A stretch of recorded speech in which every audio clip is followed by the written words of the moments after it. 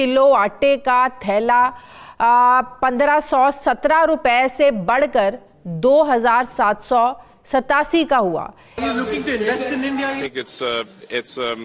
It's quite likely that there will be a significant investment and relationship with India in the future. That's big news. What made you change your mind? Tesla की पहली factory Gujarat आ रही है। Gujarat welcome करने वाला है Tesla की पहली factory को 2024 में वाइब्रेंट गुजरात ग्लोबल समिट में prime minister Modi, Elon Musk दोनों ही शामिल होंगे और पहली फैक्ट्री लाई जाएगी, पहली फैक्ट्री की बुनियाद रखी जाएगी। वर्ल्ड बैंक बातें कर रहा है, हमें एक तरह से अगर हम कहें कि हमें अलर्ट कर रहा है। सर, एलॉन मस्क ने नरेंद्र मोदी के साथ मुआहदा कर लिया है, उनके साथ एग्रीमेंट हो गया है कि गुजरात के अंदर वो फैक्ट्री बनाने जा रहे हैं। इस साल मुल्क की तारीख में पहली मर्तबा महंगाई की जो मजमूई शरह थी वो 42% से ज्यादा रही। भारत के साथ हमारे ताल्लुकात में कोई इंटरेक्शन नहीं हुआ, लेकिन ये हाफिज सईद का मसला जो है, इनको किसी न किसी तरीके से इसको हल करना पड़ेगा। इसके बगैर गुजारा नहीं है इनका। और 1 किलो चावल की कीमत में 100 रुपए का इजाफा और 90 रुपए किलो वाली चीनी 150 तक जा पहुंची। हर एक इंसान, जो हर एक वेस्टर्न सिविलाइजेशन को पता है कि आपकी सिर्फ 2 ही चीजें आप जो है वो बेच रहे हैं, और बड़े दहशतगर्दी बेचते रहे आप। सारी इंटरनेशनल जो बड़ी मार्केट है वो उधर जा रही है, वो कंपेयर कर रहे हैं चाइना के साथ। हेलो फ्रेंड्स, जय हिंद। हिंदुस्तान स्पेशल में आपका स्वागत है। दोस्तों, भारत में टेस्ला की एंट्री हो गई है। रिपोर्ट्स का दावा है कि टेस्ला अगले साल जनवरी में भारत में अपना पहला टेस्ला प्लांट लगाने की घोषणा करेगा। दुनिया की सबसे बड़ी इलेक्ट्रिक वाहन निर्माता कंपनी टेस्ला गांधीनगर में होने वाले वाइब्रेंट गुजरात समिट 2024 के दौरान इसका ऐलान करेगी। इस दौरान कंपनी के मालिक एलॉन मस्क मौजूद रह सकते हैं। ईवी निर्माता अपने मैन्युफैक्चरिंग प्लांट लगाने के लिए सरकार के साथ जमीन के लिए बातचीत कर रही है। टेस्ला के मैन्युफैक्चरिंग प्लांट की सानंद में लगने की संभावना है। रिपोर्ट में कहा गया है कि टेस्ला का यहां प्लांट लग सकता है। वहां पर टाटा मोटर्स जैसे कार निर्माता पहले से हैं। ऐसे में टेस्ला के लिए भारत में कारोबार चुनौतीपूर्ण हो सकता है। गुजरात में अन्य भारतीय कार निर्माताओं जैसे मारुति, सुजुकी और एमजी मोटर्स के भी प्लांट हैं। अब भारत में बहुत जल्द पहला टेस्ला प्लांट लगते देख पाकिस्तान सकते में है। तो चलिए दोस्तों, आज की वीडियो की तरफ चलते हैं। Thanks so much. टेस्ला की पहली फैक्ट्री गुजरात आ रही है। गुजरात वेलकम करने वाला है टेस्ला की पहली फैक्ट्री को 2024 में वाइब्रेंट गुजरात ग्लोबल समिट में prime minister Modi, Elon Musk दोनों ही शामिल होंगे और पहली फैक्ट्री लाई जाएगी, पहली फैक्ट्री की बुनियाद रखी जाएगी गुजरात के अंदर।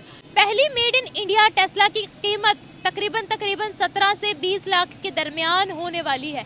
पहले जब एलॉन मस्क ने भारत को अप्रोच किया था तो भारत ने बोला था कि अपने मैन्युफैक्चरिंग बेसिस इंडिया के अंदर लाए जाएं। इस पर कुछ नोकझोंक हुई थी और मुआहिदा तय नहीं पाया था, लेकिन अब एलॉन मस्क ने दोबारा भारत को अप्रोच किया है और मैन्युफैक्चरिंग बेसिस आ रही हैं भारत के अंदर। इसी बारे में पाकिस्तानी अवाम को बताते हैं कि बड़े बड़े बिजनेसमैन आ रहे हैं भारत के अंदर, खुद अप्रोच कर रहे हैं। हमारे यहाँ से छोटे छोटे बिजनेसमैन भी मुल्क छोड़कर जा रहे हैं, हमें बायकॉट कर रहे हैं। क्या वजूहात है इसके पीछे की? और टेस्ला की पहली फैक्ट्री आ रही है गुजरात के अंदर। सर, एलॉन मस्क ने नरेंद्र मोदी के साथ मुआहदा कर लिया है, उनके साथ एग्रीमेंट हो गया है कि गुजरात के अंदर वो फैक्ट्री बनाने जा रहे हैं। पर कार की कीमत 1 साल में के अंदर 5 लाख कार बनाएंगे और उसके साथ उस कार की मालियत होगी 20 लाख रुपए। कैसे देखते हैं आप? थोड़ा सा बताएंगे उनको क्या बेनिफिट्स होगा टेस्ला उधर जाएगा तो? सर, डेफिनेटली बहुत ज़्यादा उनकी इकोनॉमी को बहुत ज़्यादा बूस्ट करेगा। जो उनकी बहुत सारी जो इतनी बड़ी इकोनॉमी है, जो पेट्रोल है, जो ऑयल की मद के अंदर उनको बहुत सारा रेवेन्यू उनका बचेगा।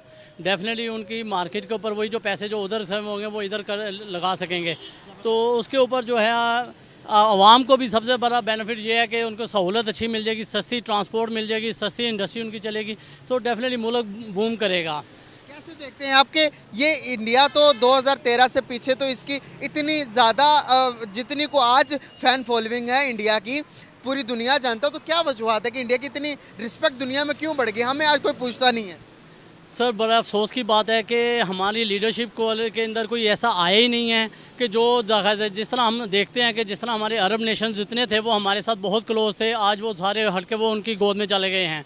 नरेंद्र मोदी जब 13 से में जब ये हुकूमत सबसे संभाली, उसने मेक इन इंडिया जो है प्रमोट किया, वो प्रमोट किया जब से, और उसने हर चीज़ जो है, एप्पल भी वहाँ पर आया, दूसरी जितनी इंटरनेशनल कंपनीज़ है वहाँ पे आई, ट्विटर है, उन्होंने ऑफिस वहाँ पे बनाया, इसी तरह फेसबुक वहाँ पे आ गया, अभी ये भी लेके जा रहे हैं गाड़ी बनाने के लिए। तो डेफिनेटली उसका जो है ना सारी इंटरनेशनल जो बड़ी मार्केट है वो उधर जा रही है, वो कम्पीट कर रहे हैं, कंपेयर कर रहे हैं चाइना के साथ।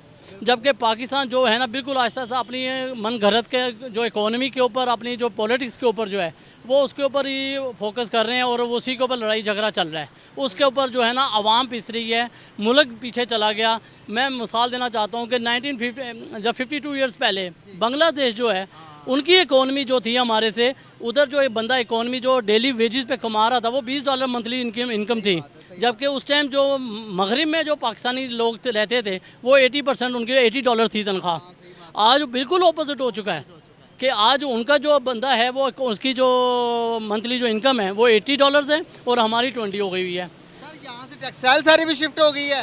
डेफिनेटली टोटल वहाँ पे जा चुके हुए हैं। और मुझे हैरानकुन बात यह है कि वहाँ पर टोटल अगर आप देखें तो वो रॉ मटेरियल जो है वो एक्सपोर्ट करता है और इम्पोर्ट करता है, वो इम्पोर्ट करता है वो। जबकि हमारे पास धागा हमारा अपना है, कॉटन की कपास हम दुनिया में 5वां बड़ा मुल्क है, उसके बावजूद हम जो है अपने वो चाइना से मंगवा रहे हैं, वो बांग्लादेश से मंगवा रहे हैं। आज इंटरनेशनल जितनी मार्केट्स है वो इंडिया के पास है, बांग्लादेश के पास है, हम तो कहीं भी नज़र नहीं आ रहे हैं। सर कैसे देखते हैं कि एक टाइम था हमारी ज़रूरी चीज़ें बाहर जाती थी, हर एक मुल्क के अंदर हमारी चीज़ें जाती थी, लेकिन आज के इस टाइम के अंदर इंडिया ने अपने रिप्लेस कर दिया पूरी की पूरी दुनिया के अंदर। आप चाइना के अंदर इवन के जितना को इंडिया चाइना से इंपोर्ट करता है उससे कहीं गुना ज़्यादा वो एक्सपोर्ट भी करता है चाइना को। हम सिर्फ इंपोर्ट ही करते आ रहे हैं। क्या कोई मुल्क बगैर एक्सपोर्ट किए चल सकता? कभी भी नहीं चल सकता सर। हाँ, एक्चुअली अब पाकिस्तान जो है ना हमारी जो मुल्क बन चुका है वो ट्रेडिंग कंपनी बन चुकी हुई है। हम बाहर से लेके आते हैं, यहाँ पर बेचते हैं और यहाँ से हम कुछ भी नहीं जाते। हमारा देखो ना रेवेन्यू के उसका बहुत ज़्यादा डिफरेंस आ गया हुआ है। तो उसकी वजह से हम कितनी देर सर्वाइव करेंगे।